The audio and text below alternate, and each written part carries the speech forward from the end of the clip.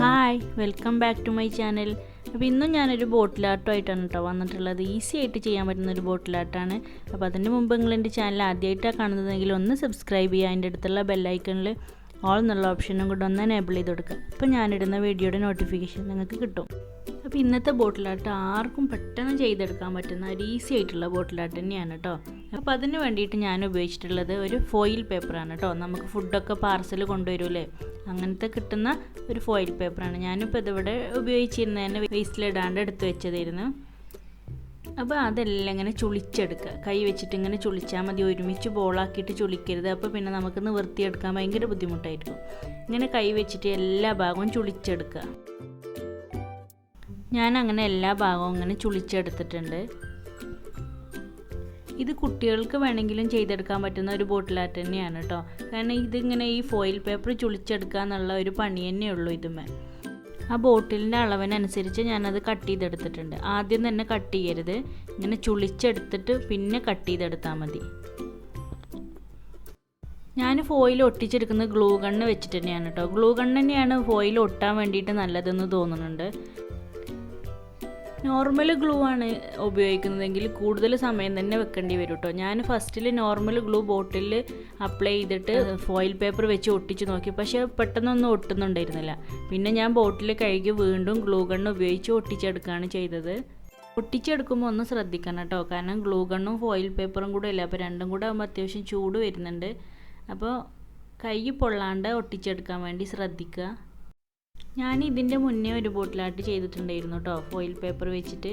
അപ്പോൾ അതിൻ്റെ ലിങ്ക് ഞാൻ ഡിസ്ക്രിപ്ഷൻ ബോക്സിൽ കൊടുക്കാം, കമൻറ്റ് ബോക്സിൽ പിൻ ചെയ്തും കൊടുക്കാം. അപ്പോൾ താല്പര്യമുള്ളവരൊന്ന് പോയി കണ്ടു നോക്കൂ കേട്ടോ. അതുപോലെ തന്നെ ഒരുപാട് ബോട്ടിൽ ആർട്ടും ഞാൻ ചെയ്തിട്ടുണ്ട്. അതിൻ്റെ പ്ലേലിസ്റ്റിൻ്റെ ലിങ്കും ഞാൻ കമൻറ്റ് ബോക്സിൽ കൊടുക്കാം.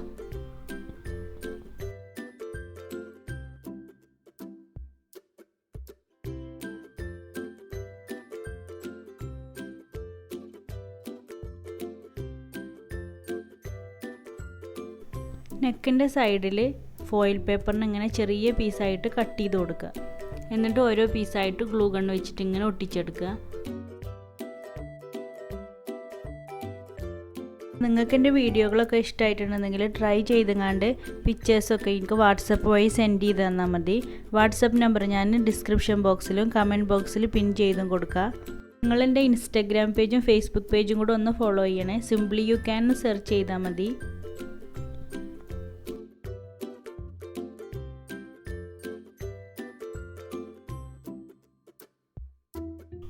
അപ്പോൾ ആ ബോട്ടിൽ ഇനിയൊന്ന് പെയിൻറ്റ് ചെയ്തെടുക്കണം. അതിന് വേണ്ടിയിട്ട് ഞാൻ ബ്ലാക്ക് അക്രിലിക് പെയിൻ്റാണ് ഉപയോഗിച്ചിട്ടുള്ളത്. ഫസ്റ്റിൽ ബ്രഷ് വെച്ചിട്ട് ഒരു ഭാഗം മാത്രം ഇങ്ങനെ പെയിൻറ്റ് ചെയ്ത് കൊടുക്കുക. എന്നിട്ട് ഒരു നനഞ്ഞ ക്ലോത്ത് എടുത്തിട്ട്, നനഞ്ഞ ക്ലോത്ത് പറയുമ്പോൾ നല്ല വെള്ളം ഉണ്ടാവരുത്, ചെറിയ നനവേ ഉണ്ടാവാൻ പാടുള്ളൂ. ഞാനിപ്പോൾ ഇവിടെ എടുത്തിട്ടുള്ളത് ബനിയൻ ക്ലോത്തിൻ്റെ പീസാണ്. അപ്പോൾ അതുപോലത്തെ ഒരു ക്ലോത്ത് എടുത്തിട്ട് ജസ്റ്റ് ഇങ്ങനെ തുടച്ചു കൊടുക്കുക. ഇങ്ങനെ ബോട്ടിലിൻ്റെ എല്ലാ ഭാഗവും ചെയ്തെടുക്കുക. ഓരോ പോർഷനായിട്ട് ചെയ്താൽ മതി.